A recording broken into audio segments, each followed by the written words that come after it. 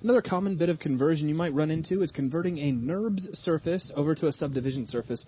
And this is going to be really, really easy. Let me just take a NURBS surface, like so.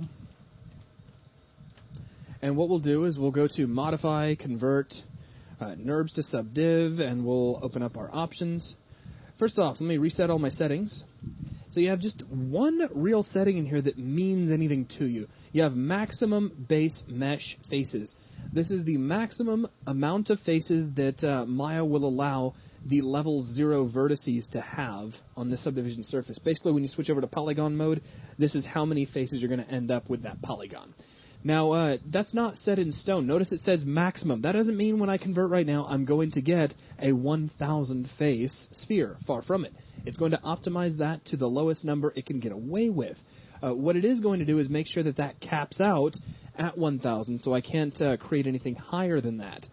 So in this case, I don't think there's really any way I could trump that. So I click Apply, and you'll notice here's what my subdivision surface now looks like. If I hit 3, there you go. It's just been converted directly. So if you have a really complex NURBS surface that's just goes on and on and on with tons and tons of detail, you may run into a problem with the max base mesh faces, and you may need to come in and just crank this up. Maximum edges for vertex allows you to control the number of edges leading into a single vertex and means nothing in the world of NURBS because you can't really have more than just the standard 4 on a NURBS surface. So no point in really worrying about that. And finally, if you need to keep the original, you can.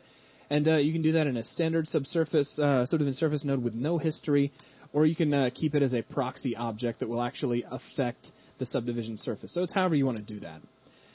So let's see, just as a quick example, if I create a surface like so, and here's standard with no history.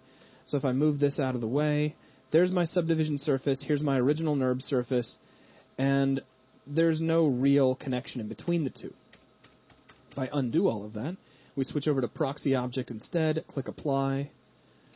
Well, one, they're going to be kind of, there's like a hierarchical connection here, and two, as I adjust the NURBS surface, you'll notice that the subdivision model is coming right along for the ride, which you can see in wireframe.